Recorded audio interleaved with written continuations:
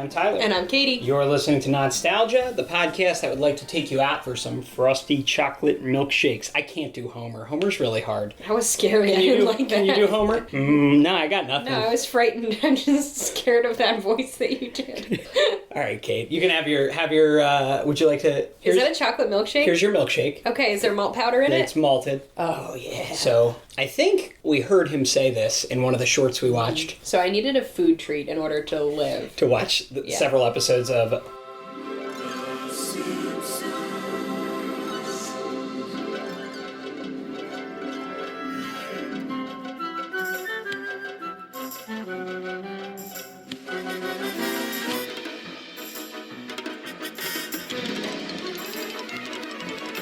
The Simpsons. So we already did the... oh my god, this is so good. Did the preamble about the shorts, Matt Groening, James L. Brooks. We're going to watch some season 1 today. I've narrowed it down to just what I consider essential that I can convince you to... And, the two requirements for me are it has to be few enough episodes that you'll sit through them all, but they have to be the ones that I consider kind of season 1 must-sees. And they gotta be quick enough that I don't finish the chocolate malt before they're done. Oh, you will. You'll watch it. You'll finish it in one episode, I'll bet. So, let's dive into what else you need to know before you can watch season 1. Okay. When Matt Groening and James L. Brooks decided, hey, let's develop these Simpsons shorts we did for the Tracy Ullman Show and do a full series, James L. Brooks brought in another guy, a third person to this, and this completes the trio of people you need to know about, Sam Simon. He was a writer and producer who started his career as a storyboard artist and writer for Filmation, which was famous for making like really low-quality cartoons. Great. We've seen Brave Star. We watched that one time. Oh my god. Literally Native American worst. chief in space. But they also made Fat Albert and the Cosby Kids. They did some DC superhero shows, the Archie show based on the comics in the 70s and the 80s. Mm-hmm. Sam Simon hated these cartoons. He hated working on them because like they were really... They were just bad. We talk about how Hanna-Barbera is like efficient and cheap. This is like even worse. Yeah. Really bad. So Sam Simon got out of that job and switched into writing for live action, where he got a job on James L. Brooks' Taxi. We've seen Taxi. Sam Simon became the showrunner for Taxi towards the end, which is kind of like a head writer job on a sitcom. Mm-hmm. Then he wrote and produced on Cheers and a lot of other shows, and so they bring him in to work on The Simpsons. So The Simpsons is officially credited as created by Matt Groening, executive produced by James L. Brooks and Sam Simon, but all three of them are like the keys to this whole thing. The guys. You know, right. Because you have James L. Brooks and Sam Simon are really good TV writers who know how to like imbue a sitcom with like quirky characters and heart and comedy, and Matt Groening brings all the designs and the weirder ideas and the actual cartoon part to it. Primetime animation, Kate, as opposed to Saturday morning animation. Primetime animation is a rare thing back then compared to now where there's a lot of it thanks to The Simpsons. Mm-hmm. So in the early 60s, you have Rocky and Bullwinkle and the original Alvin and the Chipmunks shows. They both aired during primetime. Okay. There's a couple others, most famously The Flintstones, which was 1960 to 1966. We've seen that. But then after The Flintstones, pretty much, that's it. There's like no more primetime animation. Hanna-Barbera tried it in 1982, but they only had 3 episodes of a show called Joke Book. Big failure. So big failure. By 1989, when The Simpsons is going to premiere, no one's doing primetime animation. No one thinks it can be done. It's just not a thing. Simpsons was the first one in a really long time, since The Flintstones, really, and obviously paved the way for, it's still running now as we record this, and then there's, Fox does a whole animation block, and there's been King of the Hill, there's Family Guy, American Dad, all that stuff, Bob's Burgers. So season 1 of The Simpsons has 13 episodes. It aired from December 17th, 1989 to May 13th, 1990. The first episode in December 1989 was The Simpsons roasting over an open fire. We watched that. We did an episode a couple Christmases ago. So you've seen one episode of season 1. So one thing I want to mention before we dive in, there is a lot of bootleg Simpsons merchandise in this season. Like that was out and about in the world while this season was airing. Okay. Because Fox wasn't ready for what a hit this was going to be. Uh-huh. Right? It aired on the Fox network. I forgot to say that in this episode. So they didn't get merch out fast enough. Okay. And for some reason, Bart Simpson became this like really bizarre figure in bootleg merchandise. It's because he's naughty. And all the drawings are always extra weird, but here's one. Can you say this and censor it? So it's a t-shirt, and Bart Simpson's on the t-shirt, and he has a scary mouth and very scary teeth. And I don't think it was on purpose. It's just like a poorly drawn Bart Simpson, but he's saying, F off, dudes. Right, but the dudes has an apostrophe. Oh, it does. That's grammatically stupid. Correct. And the full F word is written there. Yeah. Here he is, Bartman, which was an alter ego he had, but just a bad drawing. This is an article from Daily Edge. It's the worst fake Bart Simpson things. This is a quote that Bart Simpson says. I'm Bart Simpson. Who the hell are you? But he's on a skateboard. His legs are oddly muscular. Really jacked. Look at his muscular legs. Here's him mooning you, and it's like a sign for the bathroom, a wood-carved sign. Here's a fat-phobic joke. It's very upsetting. It says crack kills, and he's being crushed between a large person's buttocks. This is my favorite, when he just doesn't even look like Bart. Yeah, he doesn't even look like Bart Simpson. He's got like an Obama-esque fade. I'm confused. What's he saying? He says, "Hello, my name is Bad Bart. Who the hello are you? Eat my shorts." I can't tell if that's like a bad translation or if it's just like so postmodernly bad. I don't know. Oh, and this is where it gets really weird. So this is during Desert Storm 1, right? Oh, no. So what's he saying here? We got Airborne Bart, and he's like standing on a bunch of skulls, and he's like, "Time to kick Hussein's butt, man." It's a lot. And he's in military it's a lot to process. regalia. There's a lot of Bart versus Saddam. It's really very weird. confusing. And he was used like Is over he like there. the American everyman? Oh, here's Ram Bart. Boy child, you They're know? saying, yeah, I guess. Watch it, Iraqi dudes. Yeah, like, just like he's xenophobic. probably the same age as like the kids we were sending over there, you know? That's a good point. Oh, here he is. This is a very realistic Saddam where Bart is like beating him up. Also, Bart was you almost choked out your milkshake there. Here, Bart was sort of taken in as a symbol and used by the black community as well. This was not made by a white person to stereotype. We can only hope. There's more. I'm Black Bart Simpson. Here's Bart X. Yeah, there's Black Bart. I don't understand what happened here. It's very confusing. Here's one. You wanna explain this one? It says Mandela up at the top, and then a drawing of the continent of Africa, and then Nelson Mandela's on there, and then Black Bart Simpson is there saying, "Mandela, the dude's my hero." And look, dude also has an apostrophe S there. Well, again. that's right. correct. That's correct. Here he is as MC Hammer with a really a realistic grown man body and realistic women. This is confusing. It's so weird, all this merch. I wanted to show you that. We'll talk more about the moral panic of Bart Simpson next time when we do season 2. And then just to follow up on the fact that we got all these great commercials. We saw Butterfinger last time. Here are the Simpsons in 1990. Season 1 Simpsons are shilling for Burger King. Let's take a look. I hope you realize that playing with guns is an obvious cover-up for your male inadequacies. Yeah? Well, why would anyone play with dogs? Why would anyone play with you? Why would anyone play with you? Why would anyone play with you? Why would anyone play with you? Why would anyone play with any of you? Beats us, but Burger King's got 'em. The Simpsons for $3.49 each when you buy new mini muffins or any size fries. To give you the Simpsons for virtually peanuts, sometimes you gotta break the rules.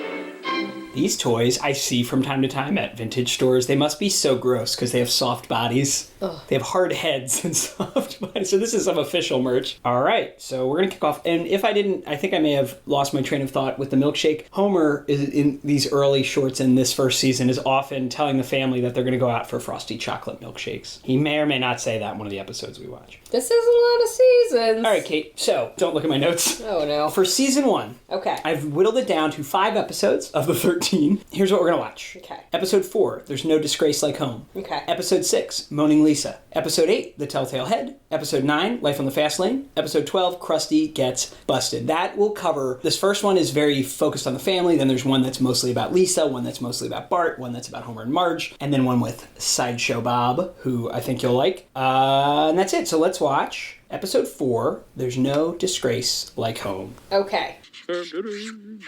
Homer? Whoops. Sorry, I wasn't paying attention. Well, if you had been paying attention, perhaps you would have noticed that your family sees you as a rather stern authority figure. An ogre, if you will. Now, Doctor, that's not true. Ogre is such a strong word. Right on, Doc. Another successful diagnosis. Danny Elfman, you've played this, right? He's doing whatever Danny Elfman does. Just wild. Have you played this? Yeah. Is it hard? It's tough. Yeah. All right, what Bart's chalkboard say? I will not burp in class. Always entertaining because that changes every time. Marge is just trying to keep it together. It's not her fault. I believe this solo is always different too. I never didn't get that as a kid because my ear was so... You have ear problems. Your parents didn't clean your ears enough. Consequently, I don't think there are frequencies that you can hear, which is why when I want to talk bad about you, I just whisper it in a different frequency. Wow. It's interesting because this intro will later get revised to include characters they create that haven't been created yet. Like those Springfield people were just totally random. And then this is always different too. The couch. That wasn't that exciting. Homer just got pushed off. I did kind of like that. Like when a man hits the ground. This is like such a weird trope from like the 80s and 90s that your work would have a picnic. Right. And everyone would be expected to go. Bring your families. Look how many Jell-O molds Marge has made. I guess people still do this company picnic thing. You're just mad your boss has never invited you to a picnic. I don't speak to management. The scene with all the kids carrying the Jell-O and everyone is carrying the Jell-O is really good. It's really funny. So the Simpsons, who are like dirt people, right? Like they're not particularly bad, but they're not particularly great, Yeah, right? they're just a little dysfunctional in the way that most families are. All of our families are probably this level of dysfunctional, right? You know what? Marge's energy is great. Like, she likes her kids for who they are. All these other moms are like, my son's the school quarterback. She's like, you know what? My family's great, too. It's not greatness that everybody else sees, but they're also great. So Homer's, like, comparing himself with all these other families who seem to just be able to be normal and functional. Have and polite like, children. Be kind. They're nice to each other. And he looks into his car and his kids are like devils and, like, Marge is the devil. How's your milkshake? It was fine. Frosty? Chocolate? Following his brawl at a bar, Homer's like, all right, we should all go to therapy. Lisa's asides are perfection. She wants to go to Vassar. Is this a valid family therapy tactic to give them soft baseball bats to hit each other with? How about this? Is this... No! Where you could shock any other member of the family. As a kid, I loved the way they look when they're getting shocked. Where their, like, outline gets all squiggly. Who shocked Maggie? Oh, my God. Now, Lisa, listen to me. This is important. I want you to smile today. But I don't feel like smiling. Well, it doesn't matter how you feel inside, you know. It's what shows up on the surface that counts. That's what my mother taught me. Take all your bad feelings and push them down, all the way down, past your knees until you're almost walking on them.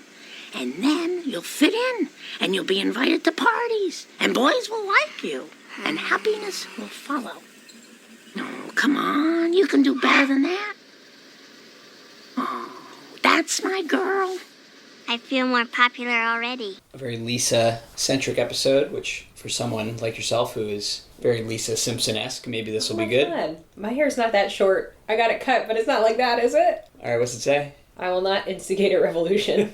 You know, I think you just, in any situation, you need the right mix of Barts and Lisas, you know? Because you're a total Bart. Oh my God. And I'm a total Lisa. They're brother and sister. But we're actually not brother and sister, guys. It's fine. I do love Lisa Simpson. I love her. I will always love her. I just love the amount of, like, existential dread that Lisa has as a second grader. You know, what is she doing? Just staring in the mirror sadly? Yeah. Maybe you're a Homer, actually.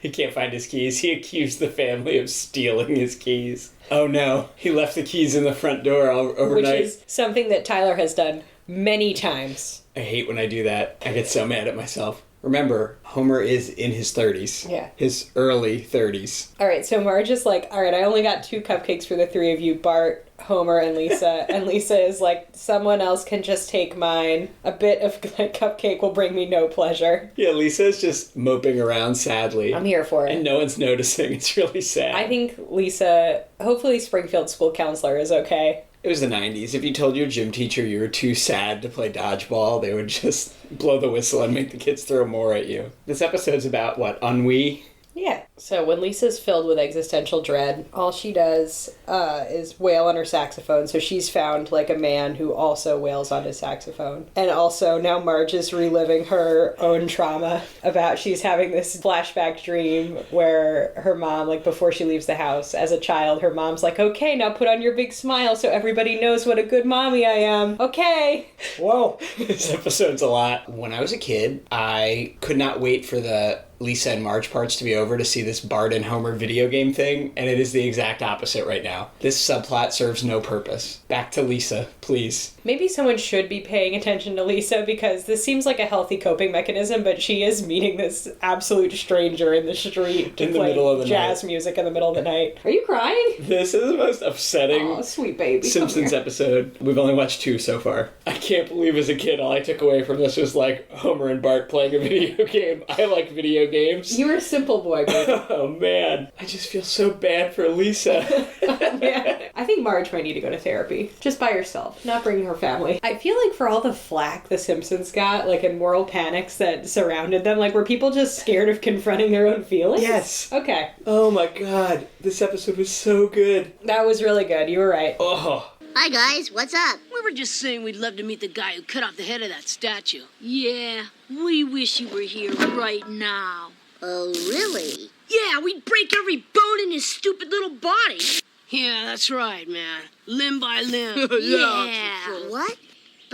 But yesterday, didn't you say it would be cool to cut off the head and really cheese everybody off? Yeah, that was just cloud talk, man. Yeah, I mean, throwing rocks is one thing, but I would never cut the head off of a guy who iced a bear with his bare hands. So what's in the bag, Bart? My head. I said, what's in the bag, Bart? Go ahead, Bart. Tell them. It's the head of Jebediah Springfield. I gotta go. So next up is the Telltale Head. I'm making no promises that it'll be as profound because this is more of a Bart episode. Ain't nobody care about Bart. I want Lisa Simpson merchandise. I want, like, Lisa Simpson honoring Nelson Mandela. That actually makes more sense. It really does. What was the gag there? Where did Bart go? He just left. He got raptured. This is the first time all the residents of Springfield have formed an angry mob with torches, but it won't be the last. Over and over again so far, it feels like Homer, despite him being Homer, really means pretty well. I think so. It's just interesting, and you don't have this perspective because you haven't watched The Simpsons your whole life. But obviously they change, you know, like any show that runs for 30 years, it goes through some changes and their personalities morph in different ways. And I know it's very hacky to say how bad The Simpsons is now and how good it used to be, but like, I don't think a modern Simpsons episode is going to make us cry the way that last one just did. And Homer just becomes a bit more of a monster. I think in these episodes he appears as like kind of this well-meaning but completely bumbling father figure. You know, like there's no malice. Right. He just is dumb. His heart's kind of in the right place. Do you have to get dressed up for church? I think we were supposed to. I remember one day having like a small fight with my mom about like whether or not we could wear shorts to church and like why would God make legs and why would he make shorts if we couldn't wear shorts to church. It was a tough time. This put upon Sunday school teacher. Answering questions like the ventriloquist goes to heaven but the ventriloquist dummy does not. All right, so now Bart's hanging out with, like, this rough crowd. These older boys who the are worst kid in school. no God, good. remember when you had a worst kid in school? Okay, here's the first appearance of Apu for us. He's a complicated figure. Well, he's also not played by, like, an Indian guy, right? That's the issue. That's the main issue. If you were casting a white guy as an Indian guy in a live action movie, we'd all agree, like, don't do that. It's a problem. Animation, I guess, hadn't caught up to that. Yeah. So did you catch this? This is Jebediah Springfield. You know, they couldn't have predicted 30 years later that Bart pulling down a statue would actually, a historical figure would probably actually be the right thing to do. I mean, Homer's not wrong about being popular being the most important thing in the world. If you look at, like, the ape studies that Robert Sapolsky did in, like, the late 70s, early 80s. Please elaborate. Where you stand in the social hierarchy in baboon land. If you're, like, the alpha family, like, your cortisol levels are lower, you eat the best food, you're less stressed, you don't get in as many, like, crazy fights. Pretty wild. He was a Genius Grant recipient. I'm surprised you haven't gotten a Genius Grant for your work studying nostalgic media. You know, we should apply. You're doing important work here, Kate. Am I? So far, the police, we've seen them drinking on the job, and now we see Police Chief Wiggum giving a very ineffective press conference. I love this, like, anti-authority. Yeah, I guess maybe that's part of the pushback, too, right? Yeah. Like, the moral panic of, like, it portrays our police as inept. Oh, so Nancy Cartwright, who does Bart's voice, when she went to voice actor school, you know who her teacher and mentor was? Dusty, what's his name? What was his name? Who? The guy, Dawes Butler. Yeah, Dawes Butler. Yes, wow. Good guess. See? Dusty, what's his name? He personally taught her how to voice act. That's nice. Dawes Butler, who, of course, listeners will know from our Huckleberry Hound episode. What a thrill. That may or may not have come out already. The Bart plotline is a little bit more simplistic than the Lisa plotline, but to be expected. Bart's a more simple boy. You didn't have to drop me off. But I wanted to. Marge, do you know how beautiful you look in the moonlight? Oh, Jacques, I'm a married woman. I know. My mind says stop, but my heart and my hips cry proceed. Marge, darling, I want to see you tomorrow. Not at Barney's Bolorama, away from the thunderous folly of clattering pins. Meet me tomorrow for brunch. What's brunch? You'd love it. It's not quite breakfast. It's not quite lunch, but it comes with a slice of cantaloupe at the end. You don't get completely what you would at breakfast, but you get a good meal. I don't think so. Marge, darling, there are 10 pins in my heart. You've knocked over 8.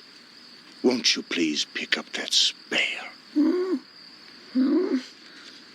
All right. So it's Marge's birthday, and Lisa has created like a first-rate macaroni art. Also, the kids making breakfast and like making a huge, horrifying mess in the kitchen. Marge's sisters' voices are hilarious. I really like their energy where they're like, Homer's disgusting. Yeah, they rightfully, for the most part, hate Homer. Oh, God. Marge is turning 34 in this episode. Okay. Oh. You still got 3 years. Good God. So Homer's gotten her a bowling ball engraved with his own name. She doesn't bowl. Marge's got to get out of here. Get out of here, girl. This is pretty bad. Go where you're appreciated. I like this scorched earth wife move of like, well, you bought this bowling ball with your name on it. You know what? I'm going to learn to bowl. I'm here for it. So this bowling alley shoe rental guy was like, all right, you need a lane, you need shoes. She's like, oh, I'm just here out of spite. God, I hate bowling shoes so much. I hate wearing other people's shoes. It makes me so mad. Just like Marge described them. Yeah. Warm and moist. So, this bowling pro is making Marge a little bit nervous. He's also, like, inexplicably French in Springfield, which I think is hilarious. So Marge gets back. She's like, yeah, I'm going to go bowl again. I'm bowling tomorrow. And he's like, oh, are you going to bowl again? Yeah, she is. Jacques is asking Marge, like, look, let's get together outside the lanes. Let's meet for brunch. And she just goes, what's brunch? It's just like, I just want Marge to have a nice life. Like, I just want her life to be better. Is that bad? Is that the point? I'm confused. So Marge is making these guilt lunches for the kids. They're just full of treats. So Lisa's sitting in the bus and she's like, Mom's racked with guilt because her marriage is failing. All right, so Marge was going to drive to the Fiesta Terrace, but instead she's driven to the Springfield nuclear power plant. My young friends, for years I have been silent, save for the crude glissandos of this primitive wind instrument. But now destiny has thrust me into the center ring. In the coming weeks, you will notice some rather sweeping changes in our program. Please do not be alarmed. Itchy and Scratchy will still have a home here. But we will also learn about nutrition, self-esteem, etiquette, and all the lively arts. What the hell are you doing, Lise? I'm watching Sideshow Bob. You know, he's a lot less patronizing than Krusty used to be. You backstabber, you traitor, you... Snap out of it, Bart. Face the facts. All those hours we spent staring at Krusty, we were staring at a crook. Look, Lisa, I know Krusty's innocent. Don't ask me why. It's just a feeling I have. Oh, Bart. Come on, Lisa. I think I can prove Krusty's innocent, but I need your help. You do? Why? Well, come on, Lisa, you know why. No, why? I'll never forgive you for making me say this, but... You're smarter than me. Krusty the Clown is like a children's host, right? Which we know about from this podcast. If you haven't listened to, kind of like a Howdy Doody, kind of like a Captain Bob. Yeah, he's definitely out of time, even for the 90s here, the late 80s. Krusty's energy is a little bit more wild than like Cowboy Bob. What's his name? Buffalo Bob. Buffalo Bob or Captain Bob. They're all named Bob. But then we got Sideshow Bob. So his energy is a little more wild, where he's like, what would you do if I said that I didn't love you? And the kids are like, we would kill ourselves. So he is a children's host, right? Because now he's showing Itchy and Scratchy, which is kind of just like Tom and Jerry, but horrendous. Yeah. So Homer Simpson's doing a police lineup, and it's just all clowns squeak in with their squeaky shoes. All right, so Krusty's been arrested, and Bart has based his whole life on Krusty and his teachings and his show. Is that Kelsey Grammer? Yeah, I thought you'd like this. You love Kelsey Grammer, I love you? Kelsey Grammer. All right, so Sideshow Bob, it's unclear why Kelsey Grammer is here playing Sideshow Bob. So Bart and Lisa are out to prove that Krusty is innocent. This is the kind of show that I would enjoy watching. Sideshow Bob. Oh, now he's going to sing some Cole Porter. All right, so clearly Sideshow Bob has done this. And he just wanted to make the Sideshow Bob Cavalcade of Whimsy show, which I love. See, I understand why you liked Bart. He has all the toys, all the merch. His Krusty the Clown merchandise. Shh.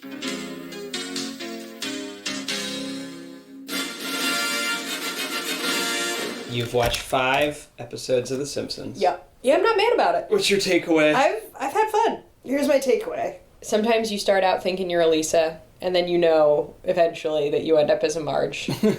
But you can only hope to end up as a Marge, and maybe not her sisters. I've been enjoying this, I'm not going to lie. Based on your limited experience with The Simpsons prior to this episode, this great week of our lives we've spent watching these, is it different than you assumed based on The Simpsons' role in culture? Yes, I think it has more heart than I thought. A little deeper, you know perhaps? what I mean? Yeah, especially the Lisa and Marge episodes, and I don't know if, like, it hits different now that I'm, like, much older, too, you know, where, like, Marge is, like, reflecting on her own life, and her mom, Lisa's grandmother, is like, just squash down your sadness. Like, put it all the way down, past your knees, down to your feet. Make sure you smile so that everyone knows I'm a good mother. And you're like, what? Yeah, it has more heart than I thought. I even kind of like Homer. I think Homer never has malice, but he definitely voted for a third party in 2016, you know? Well, that, as we know now, that counts as malice. Yeah. There's 3 Supreme Court vacancies that were on the ballot that election. I loved this as a kid, but it's definitely working on whole new levels. It hits different, right? Yeah. Because I you watched didn't this cry as a kid, did you? A lot. No, never. No, The Simpsons never made me cry. And here we are, age 30. You're really having like a feelings heavy 30, and I'm here for it. It's all right.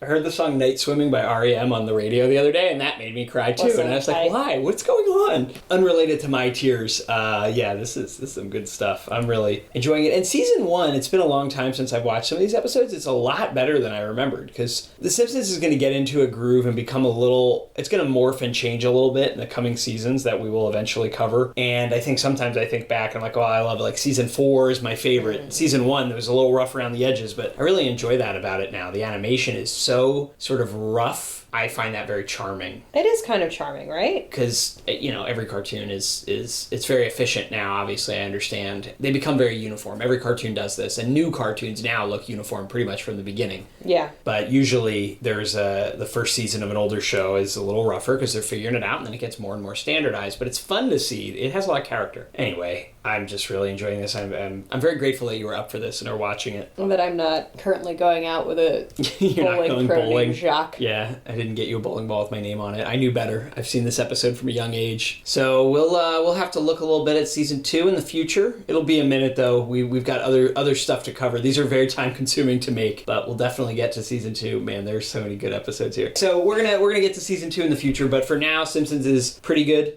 Pretty good. You're feeling okay about it? Yeah. I don't know what you all were moral panicking about. We're going to talk about the Bushes, how the First Lady used the office of president to attack the Simpsons. Bushes, what are you doing? Meanwhile, they were endorsing the Cartoon All-Stars against drugs. Yeah. I think and the Gulf War. Let's not forget about the Gulf War, Tyler. A powerful Simpsons episode would do more to sway hearts and minds, for sure, than the... Anyway, okay, we're rambling here. Please send help. Do you have any comment about the Simpsons arcade machine that looms large in the room we're recording in? This adventure into The Simpsons is not making me like the Simpsons arcade machine. Are you catching on that this whole Simpsons podcast miniseries was just to get you to accept that I bought this arcade machine?